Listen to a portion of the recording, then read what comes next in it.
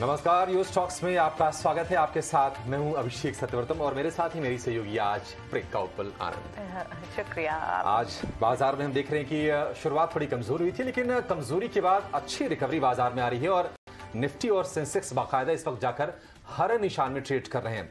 Nifty bank से अच्छा support है, 200 अंकों पर है निफ्टी बैंक और एडवांस डिक्लाइन अगर आप रेशियो देखेंगे तो इस वक्त आपको दिखेगा बुल्स के फेवर में तकरीबन 1200 शेयर है हरे निशान में और उसके मुकाबले 850 शेयर इस वक्त लाल निशान में कर रहे हैं कारोबार। ऑटो स्टॉक्स आज बाजार को सपोर्ट देने का काम कर रहे हैं। बजाज ऑटो लीड कर रहा है ब्रोकरेजेस के अच्छे अपग्रेड के बाद और टारगेट भी रिवाइज किए गए हैं इसके अलावा हम देख रहे हैं एक्सिस बैंक, भारती एयरटेल, टाइटन, यूपीएल, आईटीसी कुछ ऐसे शेयर हैं जहां पर आज हम तेजी का एक्शन देख रहे हैं। लेकिन जिस तरह से थोड़ी सी फेड की तरफ से थोड़े से कमजोर संकेत आए हैं, थोड़े से बुरे संकेत आए हैं, उसके चलते हम देख रहे हैं आईटी स्टॉक्स में थोड़ा सा माहौल खराब हुआ है। टेक महिंद्रा आज लूजर है, इसके अलावा टीसीएस, इन्फोसिस में भी हम कमजोरी के साथ कारोबार होता हुआ देख रहे हैं और हिंडाल्को, टाटा मोटर कुछ ऐसे शेयर हैं जहां पर हम आज 1 से 1.5% के आसपास की कमजोरी देखी जा रही है। लेकिन आपके सवाल शामिल करने से पहले, आपके जो क्वेरीज हैं उस पर जवाब लेने से पहले एक खास एक्सपर्ट को जोड़ेंगे। हमारे साथ जुड़ गए हैं India country treasurer bank of America के जयेश मेहता। जयेश, बहुत शुक्रिया आपका समय देने के लिए। स्वागत है आपका 18 स्वदेश पर। जयेश, बहुत ही इस बैठक की बहुत चर्चा हो रही है जो आरबीआई एमपीसी की बैठक हो रही है, क्योंकि कल फेड की पॉलिसी आई। हालांकि शेड्यूल तो पहले से थी लेकिन टाइमिंग थोड़ी सी बड़ी इसकी इंटरेस्टिंग है। आप ये बताइए कि दरअसल पूरा का पूरा मसला ये है कि जो रेफरेंस रेंज है आरबीआई के लिए इन्फ्लेशन टारगेटिंग का, उसको मीट नहीं कर पा रहे हैं 3 क्वार्टर से और उस पर आज मंथन होगा और सरकार को जवाब देना होगा। और क्या किसी चीज की आपको आशंका है कि इस बैठक में कोई चर्चा हो सकती है?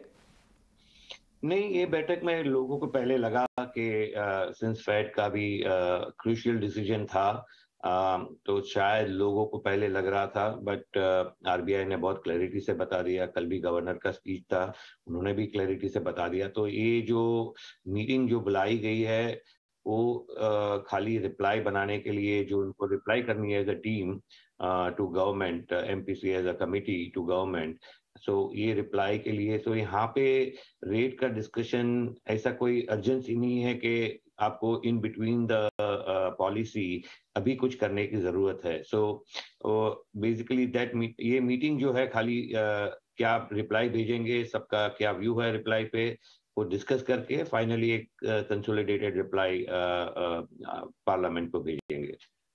राइट। मॉर्निंग जयेश, बिल्कुल ये एक प्रोसीजरल मीट की तरह थी और इसके जवाब भी खैर डायरेक्टली फाइनेंस मिनिस्ट्री को भेजे जाने थे। बाजार को भी थोड़ा सा डर था, लेकिन आप सुबह से देखें बाजार ने पूरी तरह से श्रग ऑफ किया है ग्लोबल हेडविंड्स को भी। एक तरफ जहां जितने भी तमाम बड़ी कंट्रीज के सेंट्रल बैंक्स हैं, बाजार अब मार्केट पार्टिसिपेंट्स ये एक्सपेक्टेशन लगाए हुए हैं कि धीरे धीरे उनकी पेस स्लो होनी चाहिए रेट हाइक करने की। फेड के कमेंट्स जो आए हैं, एक व्यू तो हमने खैर आपसे एमपीसी पर लिया कि ये एक प्रोसीजरल मीट थी, लेकिन जो फेड की कल जो कमेंट्री आई और बाद में जो रिपोर्टर्स के साथ बातचीत में बात निकल कर आई कि अभी फिलहाल दरें बढ़ना रुकेंगी नहीं, हालांकि पेस स्लो जरूर हो सकती है। इससे बाजार लॉन्ग टर्म में कैसे इंडियन मार्केट्स रीड कर सकती है इस मैक्रो एनवायरनमेंट को? सो दो चीज है। एक तो वहाँ का जो इन्फ्लेशन है काफी स्टिकी है। अपना जो इन्फ्लेशन है, इवन कल के गवर्नर के स्पीच में भी था, सम ऑफ द एमपीसी मेंबर ने भी बताया, एंड लास्ट मॉनेटरी पॉलिसी में भी उन्होंने बताया कि एट द करंट सिचुएशन उनका एक्सपेक्टेशन है अप्रैल टू जून 23 वो 5 के आसपास आ जाएगा इन्फ्लेशन। तो वो पूरा रेंज के अंदर आ जाएगा।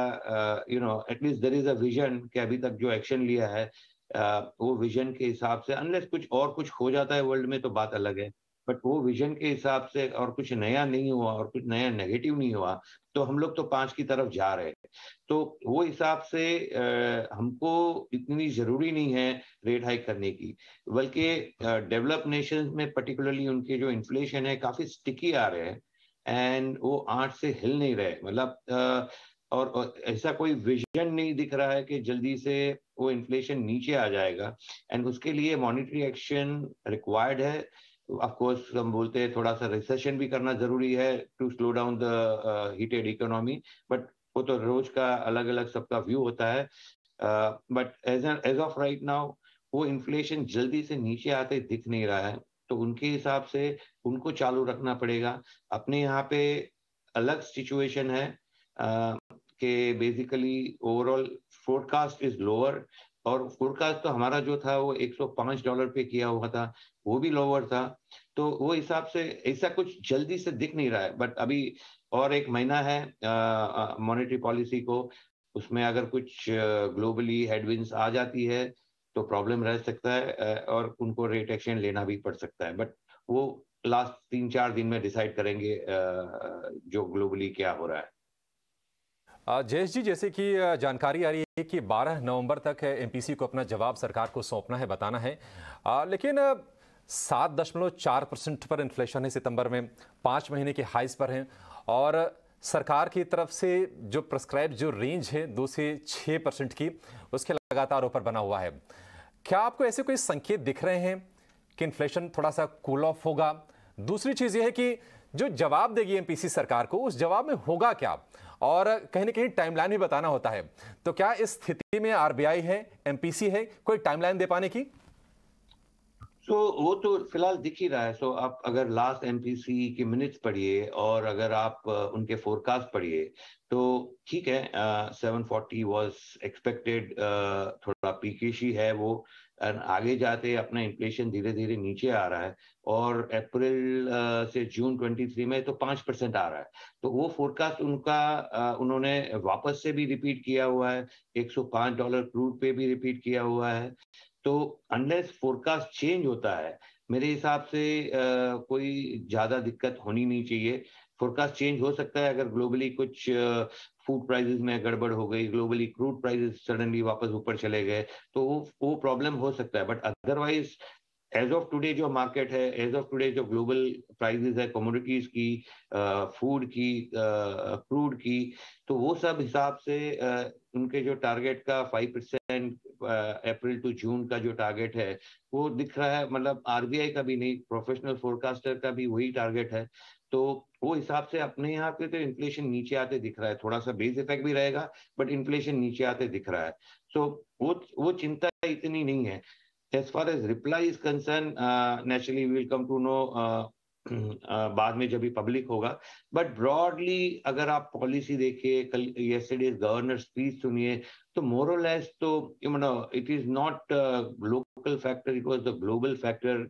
मतलब जैसे ट्रिपल वैमी जो हो गई थी, covid plus war plus crude, तो वो हिसाब से you had to also manage the economy, so दोनों मैनेज करना था, एंड मेरे हिसाब से तो उन्होंने अच्छा मैनेज किया है। बट वही रिप्लाई में तो वही होगा कि भाई basically if they would have done the interest rate hike much earlier, वो इकोनॉमी को इतना स्लो डाउन कर देती तो वो कुछ अलग सा प्रॉब्लम हो जाता। तो वो हिसाब से मेरे हिसाब से तो रिप्लाई सेटिस्फैक्ट्री ही जाना है। इतना वेल अनाउंस्ड एमपीसी मीटिंग्स आते हैं, गवर्नर के स्पीच आते हैं, तो यही सब बीच में, मतलब of course we will come to know finally क्या भेज रहे हैं, but more than that it was बाहर के हेडविंड्स थे, और वो हेडविंड्स में आपको बैलेंस करना था growth versus inflation.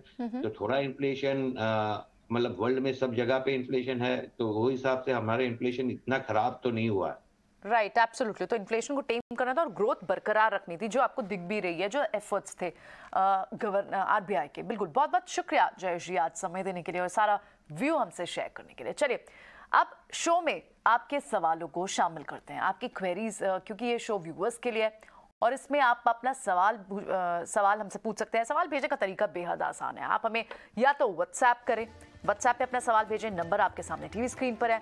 Social media, Facebook, Twitter, Instagram, किसी भी हमारे प्लेटफॉर्म पर अपना सवाल भेजें और आपका सवाल हम शो में शामिल करेंगे। हमारे साथ 2 एक्सपर्ट्स हैं, एक टेक्निकल एक्सपर्ट और एक फंडामेंटल गेस्ट, आपके सवालों पे जवाब देने के लिए। रवि सिंह हैं और फंडामेंटल नजरिया देंगे, और साथ ही मंदार हैं जो हमें टेक्निकल राय देंगे। बहुत बहुत स्वागत है आप दोनों का। चलिए, पहला सवाल रेलटेल पर है, पारस अग्रवाल का। व्हाट्सएप के जरिए इन्होंने अपना हमें सवाल भेजा है। इनके पास लगभग 7600 के शेयर्स हैं, 132 रुपए का प्राइस है। रेलटेल अभी फिलहाल कुछ पीछे दिनों से, नवंबर के स्टार्ट से ही अच्छी तेजी, जब से बाजार चलने शुरू हुए, इस स्टॉक में भी तेजी है। और हालांकि रेलटेल के इस स्टॉक को आप देखें तो जून से ही इसमें एक अच्छी बढ़त बनी हुई है, अब ट्रेंड में है ये स्टॉक। टेक्निकल लेवल से लिए पहले पूछ लेते हैं। बताइए मंदार, 132 का इनका बहुत पास ही है, ज्यादा दूर तो नहीं है, लेकिन इनके लेवल्स कब तक आ जाएंगे, कब से ब्रेक इवन पर ये कब आ जाएंगे? टेक्निकल राय क्या देंगे आप इन्हें? Priyanka ji good morning. देखिए पिछले कुछ महीनों से ये स्टॉक एक बढ़िया से अपट्रेंड में ट्रेड कर रहा है, steady kind of an upmove है, तो ये एक बढ़िया सी बात है। और 120 125 का स्टॉक में रेजिस्टेंस है। फिलहाल आज के दिन में ये 123 के आसपास ट्रेड कर रहा है। एक रेजिस्टेंस है 125 का इमीडिएट बेसिस पे। मुझे लगता है कि ये ब्रेक करेगा तो इस स्टॉक में एक बढ़िया सी अपमूव स्टार्ट होगी, यानी ऊपर की तरफ 150 से लेके 170 इस तरीके के लेवल्स ओपन अप हो जाएंगे। तो मुझे लगता है कि अभी तो पेशेंटली होल्ड करना ज़रूरी है। इसमें जो स्टॉप लॉस, इनकी जो पोजीशन है, इसके लिए जो स्टॉप लॉस रहेगा वो 110 के लेवल्स पे होगा, 110 का स्टॉप लॉस होगा। 125 का लेवल ब्रेक होने की राह देखिए, वो होने के बाद 150 170 ऐसी लेवल्स ओपन अप होंगी, वहां पे हम रिव्यू कर सकते हैं या पार्शियल प्रॉफिट बुकिंग कर सकते हैं।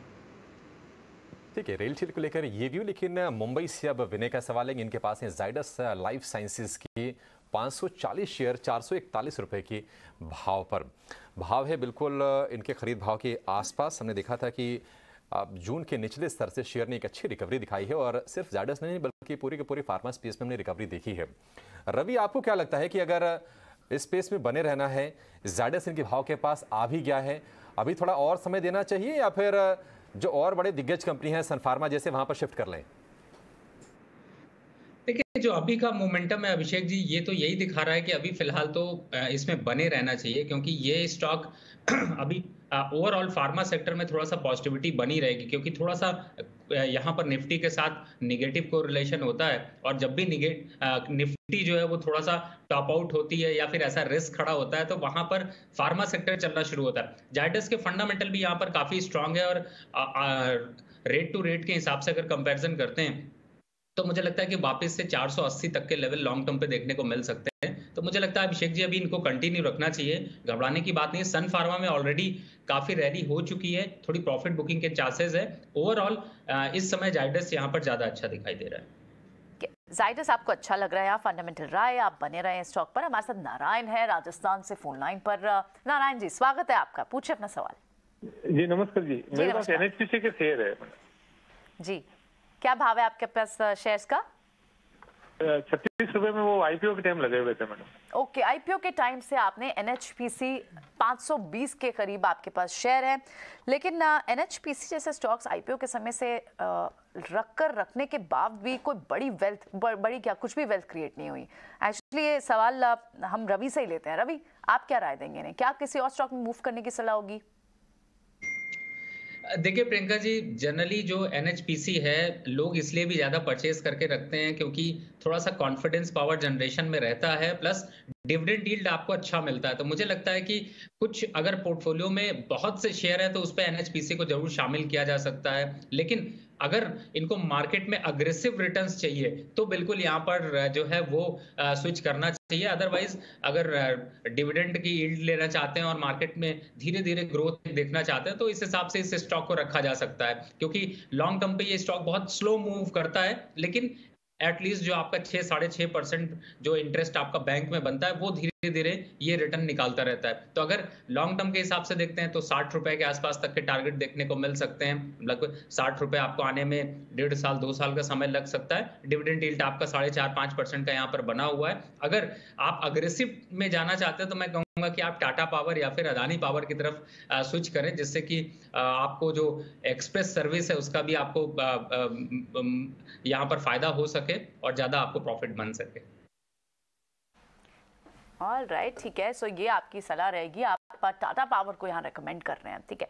बिल्कुल, रवि और मंदार हमारे साथ बने हुए हैं। व्यूअर्स से ये चर्चा जारी रहेगी। हमारा सवाल पूछने का तरीका बेहद आसान है, आप लगातार देख रहे हैं। व्हाट्सएप पे आप हमें अपना मैसेज भेज सकते हैं, हमारे सोशल मीडिया हैंडल पर हमें सवाल भेज सकते हैं, हमें लाइव कॉल कर सकते हैं और आपका सवाल शो में जरूर लेंगे। और निचले स्तर से अच्छी रिकवरी के साथ इस वक्त हरे निशान में टिकने की कोशिश कर रहे हैं। निफ्टी हालांकि बिल्कुल सपाट है, 18,082 का स्तर आपको दिखेगा, और सेंसेक्स में हल्की तेजी निफ्टी बैंक से मिल रहा है, बाजार को सपोर्ट लेके। चलिए आपके सवाल जवाब के सिलसिले को फिर से शुरू करते हैं। दिल्ली से हैं राज हमारे साथ फोन लाइन पर। राज नमस्कार, गुड मॉर्निंग, पूछिए क्या जानना है आपको? सर मेरा ये क्वेश्चन है कि मेरे पास 51 शेयर्स हैं गैलेक्सी सर्फेक्टेंट्स के, 3142 3142 की खरीद पर। तो मुझे क्या करना चाहिए आगे? और दूसरा शेयर है मेरे पास टाटा पावर, जिसकी खरीद 231 रुपए है और उसके 608 शेयर है मेरे पास। ठीक है, टाटा पावर है और गैलेक्सी सर्फेक्टेंट्स हैं, 2 शेयर राज के हैं। टाटा पावर से शुरुआत करते हैं। टाटा पावर इस वक्त बिल्कुल इनके भाव के आसपास है। टाटा पावर रवि, हमने देखा था कि 300 रुपए के आसपास ये शेयर गया था, वहां से गिर के 200 के आसपास भी आया। रिन्यूएबल्स के प्लान हैं इनके, चार्जिंग स्टेशन लगाने वाले क्षेत्र में भी कंपनी ये उतर गई है। तो प्लान्स तो लंबे चौड़े हैं और अगर नीचे से अगर हम देखेंगे स्टॉक को तो अच्छा रिवॉर्ड भी किया निवेशकों को, लेकिन यहां से चलने के लिए अब क्या ट्रिगर है और अभी कितना समय देना चाहिए राज को इसे? देखिए अभिषेक जी, जिस हिसाब से आपने अभी फ्यूचर के हिसाब से प्रोस्पेक्ट देखते हैं तो लगता है कि कंपनी लॉन्ग टर्म पे तो काफी अच्छी परफॉर्मेंस आपको देखने को मिलेगी। और इस समय अगर मार्केट को ओवरऑल कंपैरिजन करें तो जो सेक्टर स्पेसिफिक है उनमें ये टॉप लीडिंग स्टॉक्स में आता है। तो मुझे लगता है कि अगर इस समय ग्रोथ के पॉइंट ऑफ व्यू से देखें, फ्यूचर प्रोस्पेक्ट के हिसाब से देखें तो इस स्टॉक को बिल्कुल बने रहना चाहिए। मुझे लगता है कि 300 350 के लेवल आने वाले सालों में आपको देखने को मिल सकते हैं। 4-6 महीने की बात करें तो ये स्टॉक बार बार आपको 220 और 255 के बीच में देखने को मिल रहा है, लेकिन ये कंसोलिडेशन फेज में दिखेगा, आपको धीरे धीरे करके इसमें रैली देखने को मिलेगी। तो मुझे लगता है कि इंडस्ट्री के पॉइंट ऑफ व्यू से ये टॉप लीडिंग स्टॉक है, तो बिल्कुल इसमें बने रहना चाहिए। और मुझे लगता है आपको बहुत पैनिक करने की सिचुएशन नहीं है, क्योंकि अगर मार्केट यहां से परफॉर्मेंस देगी तो ये स्टॉक आपको उतनी ही परफॉर्मेंस देगा, उससे बेटर आपको परफॉर्मेंस यहां पर मिलेगी। देखिए, टाटा पावर में बने रहने की सलाह है, लेकिन गैलेक्सी सर्फेक्टेंट्स एक और शेयर है राज के पास जिस पर उनको व्यू चाहिए। हमने देखा था कि तमाम जो केमिकल स्टॉक्स थे कोविड के बाद बहुत ही जबरदस्त रैली आई।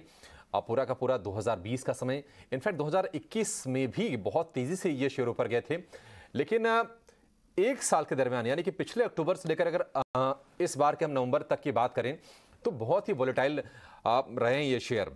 2865 रुपए के आसपास का भाव है। मंदार हम देख रहे हैं कि रीसेंट जो इसका हाई था उससे भी थोड़ा शेयर नीचे आके अब ट्रेड कर रहा है। आपको क्या लगता है कि अभी इसको समय देना चाहिए? क्या इसके रेंज का ब्रेकआउट कब आएगा? अभिषेक जी, ये स्टॉक एक रेंज में ट्रेड कर रहा है, यानी जैसे आपने कहा कि कोविड के बाद बढ़िया सी मूव स्टॉक्स में सारे देखने को मिली, तो उसी तरीके का ये स्टॉक है। 1150 की लेवल से ये स्टॉक ऊपर में 3500 तक चला। तो अब इस तरीके का रिटर्न जनरेट करने के बाद, जैसे हमने इससे पहले भी डिस्कस किया है, कोई भी स्टॉक 1 साल से 3 साल के कंसोलिडेशन में से गुजरता है और उसी तरीके का ट्रेड इस स्टॉक में भी देखने को मिल रहा है। यानी पिछले 1 साल से तो ये स्टॉक परफॉर्म नहीं किया है, कंसोलिडेट कर रहा है। नीचे की तरफ जो सपोर्ट्स बनते हैं वो 2700 से लेकर 2600 की लेवल्स पे हैं और ऊपर में जो रेजिस्टेंस है वो 3400 3500 के लेवल्स पे हैं।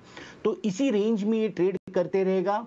अब जो आपका सवाल है कि कौन सी लेवल्स वॉच करनी चाहिए आगे के टारगेट्स बनने के लिए, तो मुझे लगता है कि ये ऊपर का जो लेवल है 3400 3500 का, वो ब्रेक करने के बाद ये स्टॉक एक ऑल टाइम हाई के लिए भी एम करेगा, बड़ी सी मूव भी देखने को मिलेगी, लेकिन वो अभी दूर है। तो मेरी राय तो ये रहेगी कि ये जो रेंज है ये 700-800 पॉइंट का रेंज है, 2 लेवल्स के बीच में सपोर्ट और रेजिस्टेंस। तो मेरी राय रहेगी कि ये लेवल्स के बीच में स्विंग ट्रेडिंग जरूर कीजिए, ताकि आपकी जो बाइंग प्राइस है वो कम होती जाए, प्लस आपको मुनाफा भी हो। और जब भी ये ब्रेक करेगा ऊपर की तरफ, तब आप फिर से एक बार रिव्यू कर सकते हैं। तो सपोर्ट लेवल्स पे आपने बाय करना है, रेजिस्टेंस के आसपास आपने बेचना है। ये आपकी स्ट्रैटेजी होनी चाहिए अगले 1 से 2 साल के लिए। ठीक है, 1 से 2 साल के लिए गैलेक्सी सर्फेक्टेंट्स में ये स्ट्रेटजी। लेकिन बेंगलुरु से अब हमारे साथ हैं फोन लाइन पर सन्मुख जी। सन्मुख जी नमस्कार, पूछिए क्या सवाल है आपका, क्या सलाह चाहिए आपको? हाँ जी, नमस्ते सर जी। मेरे पास बीएससी लिमिटेड का शेयर है 750, होल्ड प्राइस है 656। मैं योरी रोड करके 656 लेके आए, तो ये मेरा 1.5 साल हो गया अभी। उसके पहले मैंने लिया था, उसके बाद मैं योरी रोड किया मैंने। ठीक है, बीएससी लिमिटेड को लेकर ये प्रश्न है सन्मुख जी का। प्लेटफॉर्म स्टॉक्स हमने रवि देखा है कि लास्ट ईयर के सुपरस्टार थे, इस साल की शुरुआत में भी लगा कि शायद अच्छी वैल्यू वहाँ पर बनेगी, लेकिन वैल्यू काफ़ी इरोड हुई ऊपरी स्तरों से अगर हम देखेंगे तो। ये स्टॉक तो ऑलमोस्ट आप देखिए आधा हो गया है, 1050 रुपये के आसपास तक भाव पहुँचा था, अब 600 रुपये के नीचे ट्रेड कर रहा है। आपको क्या लगता है कि इसमें भी बने रहें, एक बड़ी तेजी का दौर फिर से आएगा? देखिए अभिषेक जी, कुछ जो एक्सचेंज रिलेटेड स्टॉक्स हैं जैसे बीएससी है, एमसीएक्स है, आईईएक्स है, ये अगर आप देखते हैं तो इनमें बहुत ज्यादा एक अपवर्ड ट्रेंड देखने के बाद काफी तेजी से गिरावट देखने को मिली, और ओवरऑल जो फंडामेंटल अगर सेंटीमेंट देखते हैं तो मुझे लगता है कि वो शायद वहीं स्टेबल है। कंपनी में डेट रेशियो है नहीं, प्रॉफिटेबिलिटी काफी अच्छी है, लेकिन उसके बावजूद भी कहीं ना कहीं से मार्केट में एक सेल ऑफ इनमें जरूर देखने को मिला। तो ओवरऑल अगर स्ट्रक्चर, फंडामेंटल स्ट्रक्चर से समझते हैं तो जो ग्रोथ प्रोस्पेक्ट्स है उसमें वॉल्यूम भी बढ़े हैं, फिर भी ये स्टॉक्स में अभी थोड़ा सा मंदी देखने को मिल रही है, लेकिन मुझे ऐसा लगता है कि इस स्टॉक्स को कंटिन्यू रखना चाहिए। रही बात इनकी, तो इनको मैं कहूंगा कि आप 550 के स्टॉप लॉस से कंटिन्यू रखें, क्योंकि ये स्टॉक वापस से अगर अपसाइड के हिसाब से देखते हैं तो आपको 750 और 800 के लेवल जो हैं वो आसानी से दिखा सकता है। तो लॉन्ग टर्म के हिसाब से अगर आपकी जो एक्सचेंज रिलेटेड स्टॉक्स हैं उनमें अगर थोड़ी क्वांटिटी पड़ी होती है तो वो ज्यादा अच्छा है, क्योंकि डेट फ्री कंपनीज हैं, फाइनेंशियल्स एवरेज ऑन यहाँ पर अच्छे ही देखने को मिलते हैं। तो मुझे लगता है कि अभी इनको ये पोजीशन यहाँ पर कंटिन्यू रखनी चाहिए, और चूंकि ऊपरी लेवल से इतना करेक्शन हो चुका है कि अब वैल्यू बाइंग के लिए काफी अच्छा लग रहा है। ठीक है, वैल्यू बाइंग किसी करनी है तो बीएससी उनके लिए अब सही स्तर पर ये शेयर पहुंच गया है। बीएससी पर रवि की ये राय। व्हाट्सएप के हमारे प्रभाकर पांडे ने, इनके पास ओएनजीसी के 1000 शेयर 129 रुपए के भाव पर, और शेयर इनके भाव के आसपास ही ट्रेड कर रहा है, थोड़ा सा ऊपर 136 रुपए पर ट्रेड कर रहा है। 1000 की क्वांटिटी इनके पास है। मंदार, ओएनजीसी हमने देखा था कि 200 रुपए के पास भी गया था, वहां से काफ़ी ज़्यादा वोलेटाइल रहा और अब 130 के आसपास है। अभी सरकार ने क्रूड पर विंडफॉल टैक्स भी घटाया है, तो एक इनके लिए राहत की चीज़ हो सकती है। लेकिन पिछले कुछ समय से हम देख रहे हैं कि ये जो शेयर है काफ़ी रेंज में ही ट्रेड कर रहा है। आपका क्या व्यू होगा ओएनजीसी को लेकर? अभिषेक जी, ये स्टॉक बेसिकली एक स्लो मूवर है, तो यानी अगर होल्डिंग पीरियड इनका 1 से 2 साल का हो तो मुझे लगता है कि होल्ड करना चाहिए। पिछले अगर 3-4 महीनों का अगर चार्ट देखते हैं तो स्टॉक एक नैरो रेंज में ट्रेड कर रहा है। 120 का इसमें सपोर्ट बना हुआ है, ऊपर में 140 142 का रेजिस्टेंस बना हुआ है, तो ये दो लेवल्स के बीच में ट्रेड कर रहा है। ऊपर का लेवल 142 का ये जब भी ब्रेक करेगा तब ये ऊपर में 165 170 इस तरीके के लेवल्स के लिए चल सकता है, लेकिन ये लेवल्स वॉच करने फिलहाल तो जरूरी है। पोजीशन के लिए स्टॉप लॉस 120 के नीचे रहेगा, क्योंकि 120 एक अच्छा सपोर्ट है, तो 118 117 का स्टॉप लॉस ये बना के रख सकते हैं। 140 142 के लेवल्स पे रिव्यू कर सकते हैं, वहां पे पार्शियल प्रॉफिट बुकिंग कर सकते हैं, या फिर ब्रेक होने के बाद फिर रिव्यू करके 165 170 के लेवल्स पे पार्शियल प्रॉफिट बुकिंग कर सकते हैं। ठीक है, को लेकर ये व्यू। शिवा हमारे साथ हैं फोन लाइन पर, अब बंगलुरु से जुड़ गए हैं। शिवा नमस्कार, पूछिए क्या जानना है आपको? ठीक है, शिवा का सवाल आया है व्हाट्सएप के जरिए। इनके पास है डॉक्टर रेड्डीज के शेयर 4962 रुपए के भाव पर हैं, 80 हैं शेयरों की संख्या। थोड़े से ऊपरी के भाव पर उन्होंने लिए हैं, क्योंकि इसका 52 वीक हाई भी 4931 रुपए के आसपास का। रवि, आपसे समझना चाहेंगे, हम देख रहे हैं कि फार्मा के जो स्टॉक्स हैं वहाँ पर अब ठीक ठाक बाइंग आ रही है, और जो लीडर जो अपने सेगमेंट में हैं, जैसे डॉक्टर रेड्डीज में भी हमने हाल फिलहाल अच्छी तेज़ी देखी है, सन फार्मा चल रहा है, और भी स्टॉक्स हमने ठीक ठाक तेज़ी देखी है। डॉक्टर रेड्डीज, आपको लगता है कि यहाँ से एक ठीक ठाक तेज़ी के लिए भी होल्ड करना चाहिए इसे? देखिए, बिल्कुल आपने अभिषेक जी सही कहा। जिस हिसाब से अभी पोजीशंस हैं उसके हिसाब से तो बिल्कुल इन्हें होल्ड करना चाहिए, लेकिन यहाँ पर मैं एक इंपॉर्टेंट अपडेट देना चाहूंगा कि देखिए डॉक्टर रेड्डी है, डिवीज लैब है, ये थोड़े से कांस्टेंट चलते हैं, और बहुत ज्यादा जो मोमेंटम आता है वो दूसरे स्टॉक्स में ज्यादा आता है। जैसे सिप्ला में आपको देखने को मिल रहा होगा, आपको ग्लैंड फार्मा में देखने को मिल रहा होगा, साथ ही आपको सन फार्मा में आपने बड़ी रैली देखी। तो थोड़ा सा कहीं ना कहीं उन स्टॉक्स का अगर पीयर कंपैरिजन करते हैं तो उनमें थोड़ी सी कमी देखने को मिलती है। मैं ऐसा नहीं कह रहा कि डॉक्टर रेड्डी यहाँ पर खराब है, लेकिन वो ज्यादा अग्रेसिव थोड़े से यहाँ पर मूवमेंट दिखाते हैं, तो आप इसको भी कंटिन्यू कर सकते हैं। अपसाइड के टारगेट इसके 4800 से 5000 के देखने को मिलेंगे। लोअर साइड पे अगर स्टॉप लॉस के हिसाब से देखते हैं तो 4300 एक ऐसा लेवल है जिसके नीचे ये स्टॉक सस्टेन नहीं करता है, तो मुझे लगता है आपको अभी कंटिन्यू रखना चाहिए। लेकिन अगर आप थोड़ी बहुत पोजीशन पार्शियली इन स्टॉक्स में भी बनाएंगे तो आपका बेहतर मुनाफा बढ़ सकता है। ठीक है, डॉक्टर रेड्डीज को लेकर ये भी आगे बढ़ेंगे। बीके शुक्ला ने किया है व्हाट्सएप, इनके पास है सुज़लॉन एनर्जी की 1000 शेयर 15 रुपए के भाव पर। अभी भी राइट्स इशू में अलॉटमेंट भी किया है सुजलॉन ने, लेकिन स्टॉक प्राइस हमने देखा कि थोड़ा सा ऊपर गया था, लेकिन फिर से अभी 8 रुपए के आसपास ही है। इनके भाव से तो करीब करीब आधे के हैं। मंदार, कोई ऐसे कोई संकेत चार्ट देखकर कि कम से कम शुक्ला जी के भाव आ जाएं, आपको कोई भरोसा है इस पर? अभिषेक जी, ऐसे फिलहाल तो ऐसे नहीं लग रहा है, क्योंकि स्टॉक में बहुत रेजिस्टेंस है ऊपर चलने के लिए। यानी 9.5 रुपए से रेजिस्टेंसेस स्टार्ट होते हैं, 950, 10 रुपीज, 12 रुपीज, बहुत सारे रेजिस्टेंसेस हैं। तो टेक्निकल चार्ट पे तो ऐसे लगता नहीं, लेकिन मुझे लगता है कि रवि जी ज़्यादा बेहतर इस स्टॉक पे हमें जानकारी दे पाएंगे, क्योंकि फंडामेंटल व्यू लेना ये लेवल्स पे ज़्यादा बेहतर होगा टेक्निकल व्यू से। ठीक है, सुजलॉन को लेकर ये व्यू, लेकिन फटाफट सवाल लेंगे व्हाट्सएप के जरिए। राजकमल का सवाल आया है, इनके पास है बंधन बैंक की 250 शेयर अब 271 रुपए के भाव पर। 250 की क्वांटिटी है, 271 का भाव है और 236 पर इस वक्त ट्रेड कर रहा है। अब बंधन बैंक, रवि क्या करना चाहिए, इसमें बने रहें या फिर जो स्टॉक्स इस वक्त चल रहे हैं प्राइवेट बैंकिंग में, आप कोटक देख लीजिए या फिर सरकारी बैंकों में SBI, वहां पर स्विच कर लें? जी बिल्कुल, अगर स्विच करेंगे तो ज़्यादा अच्छे रिटर्न्स पाएंगे, और बैंक ऑफ बड़ौदा को भी थोड़ा सा आप अगर हाईलाइट देख लेंगे तो उसमें भी काफ़ी अच्छे रिटर्न्स मिलने की प्रोबेबिलिटी यहाँ पर बन रही है। तो मुझे लगता है कि अगर आप यहाँ से अपनी ट्रेन बदलेंगे तो आप ज़्यादा जल्दी आप अच्छे अपनी डेस्टिनेशन पर पहुँचेंगे। तो मुझे लगता है आप बंधन बैंक, SBI या फिर आप प्राइवेट बैंकिंग की तरफ अगर देख रहे हैं तो आप इन स्टॉक्स में आप स्विच कर लेंगे तो आपको ज़्यादा मुनाफा होगा। ठीक है, स्विच करना ज़्यादा बेहतर रणनीति साबित होगी।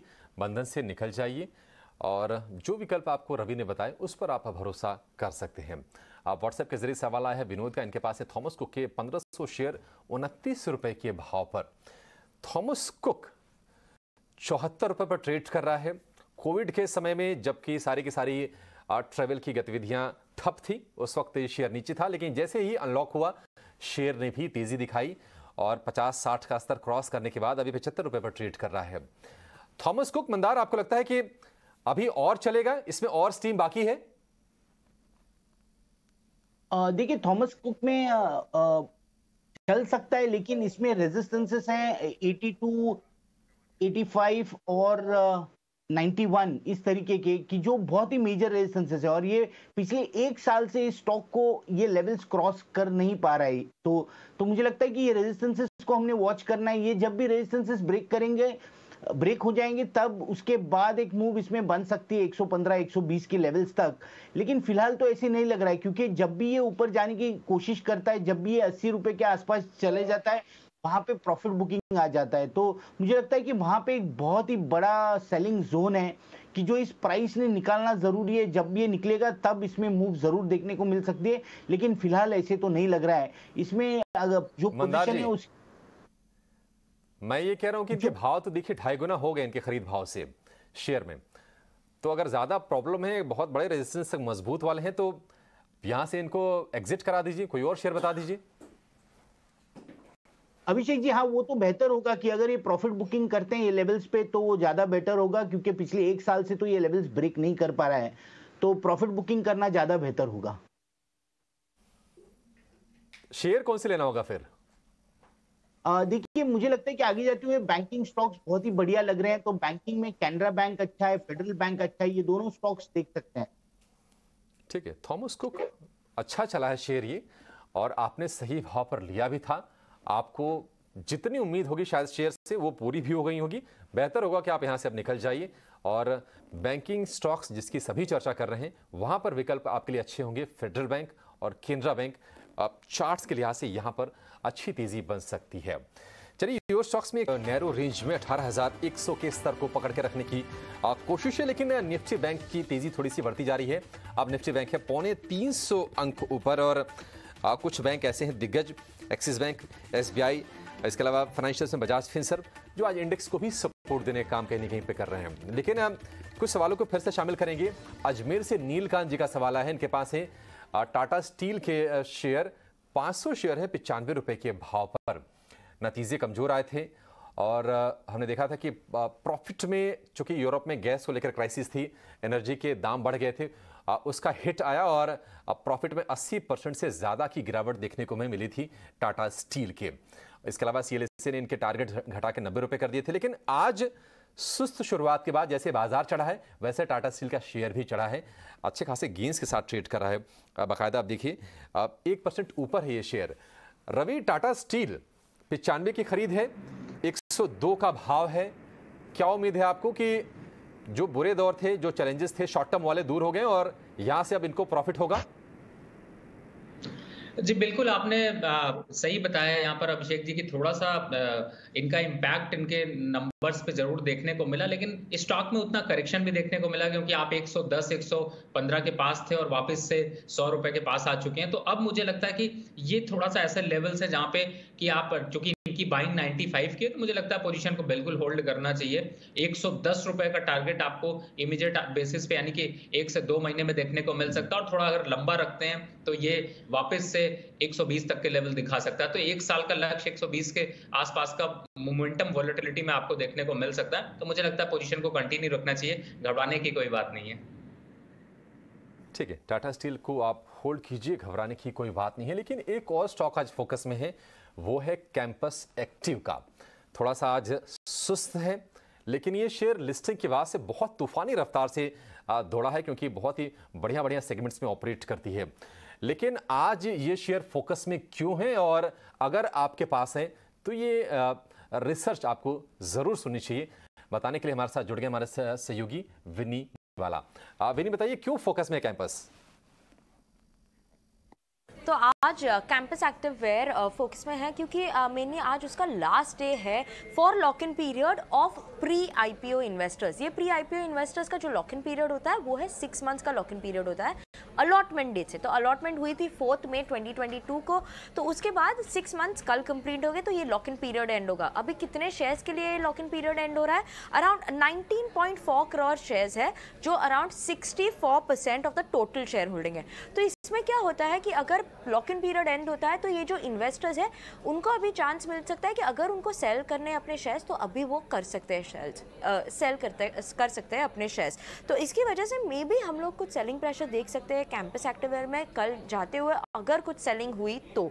एज ऑफ नाउ देखिए तो स्टॉक प्राइस कितना बढ़ चुका है, डबल हो चुका है इश्यू प्राइस से, और इसकी वजह से काफ़ी रनअप भी हो चुके थे। काफ़ी पॉजिटिव ट्रिगर्स थे कंपनी के लिए, जैसे इंप्रूवमेंट हुई थी उनकी फंडामेंटल्स में, revenue, average selling price, EBITDA margin सब स्टेडीली इंप्रूव ही हो रहे हैं। उसके अलावा स्ट्रॉन्ग सप्लाई चेन इकोसिस्टम भी थी, लीडरशिप थी उनकी, फास्ट ग्रोइंग लीडरशिप है स्पोर्ट्स और एथलीजर फुटवेयर मार्केट में। तो ये सारे फैक्टर्स जो पॉजिटिव ट्रिगर्स थे उन्होंने स्टॉक प्राइस को सपोर्ट किया था, और इसीलिए डबलिंग देखी थी हमने स्टॉक प्राइस की प्राइसिंग में। एज ऑफ नाउ अभी जो है वॉल्यूम्स भी काफ़ी बढ़ चुके हैं। एवरेज लास्ट 20 डे के वॉल्यूम्स है 10.4 लाख शेयर्स है, और मे बी कल लास्ट डे, आज लास्ट डे है तो कल थोड़ी मूव देख सकेंगे कैंपस एक्टिववेयर में।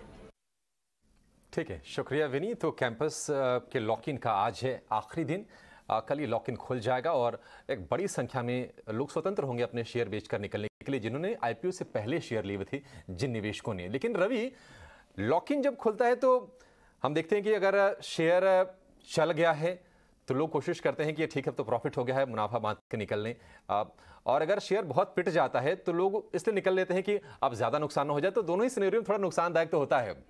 आप ये बताइए कि जो निवेशक हैं जिनके पास ये शेयर हैं, क्या उनको घबराना चाहिए? और अगर मान ली लॉक इन खुलने के बाद थोड़ी सेलिंग प्रेशर आती है तो क्या नए निवेशकों के लिए मौका होगा वो? देखिए अभिषेक जी, इसमें मैं सिंपल रणनीति कहता हूं कि जो आज का प्राइस है 568 रुपए यहाँ पर चल रहा है, आज का क्लोजिंग प्राइस नोट कर लीजिए। अगर 2 दिन इस प्राइस के नीचे ये स्टॉक निकलने लगता है तो जो लोगों ने IPO में लिया हुआ है उनको जरूर यहाँ पर अपनी प्रॉफिट बुकिंग करनी शुरू करनी चाहिए। लेकिन अब चूंकि इसका IPO प्राइस जो है वो काफी नीचे का था, डबल हो चुका है। इनफैक्ट फुटवेयर इंडस्ट्री के आप इसके कंपैरिजन में अगर लिबर्टी को शू को देखेंगे तो उसके भी प्राइसेस डबल हो चुके हैं। तो फुटवेयर इंडस्ट्री की काफी अच्छी डिमांड इंडिया में भी है और बाहर की तरफ से भी निकल के आई है, जिसकी वजह से इन शेयरों में डबल के रिटर्न्स आपको मिल रहे हैं। तो ऐसे कोई बहुत ज्यादा घबराने की बात नहीं है, और मुझे लगता है कि अगर ये स्टॉक 520 530 की रेंज में है तो शायद वैल्यू बाइंग को फिर से यहाँ पर अट्रैक्शन दे सकता है। तो अगर सेल ऑफ आता भी है तो मुझे लगता नहीं कि बहुत बड़ा सेल ऑफ देखने को मिलेगा। और लॉक इन पीरियड में अगर शेयर डबल होता है तो जनरली मैंने देखा है कि जो लॉक इन में जितने शेयर होते हैं उसका 10% या फिर मैक्सिमम 15% की तरफ ही सेलिंग देखने को मिलती है। और उस सेलिंग को अगर देखते हैं तो ज्यादा से ज्यादा 3 से 5% स्टॉक में करेक्शन देखने को मिल सकता है। तो ओवरऑल सेंटिमेंट के हिसाब से देखते हैं तो 530 520 के अट्रैक्शन लेवल वापस से स्टार्ट हो जाएंगे। और नए इन्वेस्टर को बिल्कुल आप फुटवेयर इंडस्ट्री में आपको भरोसा देखना चाहिए। ये स्टॉक वापस से आपको 750 जो एक लमसम टारगेट दिखाई दे रहा है वो आता हुआ नजर आ सकता है। ठीक है, तो ऑन अ लाइटर नोट, चप्पल जूते बहुत चले हैं, आगे भी चलेंगे, घबराने की कोई दिक्कत नहीं है। थोड़ा बहुत करेक्शन आएगा लेकिन उससे डरने की कोई जरूरत नहीं है। चलिए इसी के साथ इस शो को यहाँ पर हम समाप्त करेंगे। मंदार जी, रवि जी, आप दोनों का बहुत शुक्रिया आज समय देने के लिए और हमारे तमाम दर्शकों के सवालों के जवाब देने के लिए।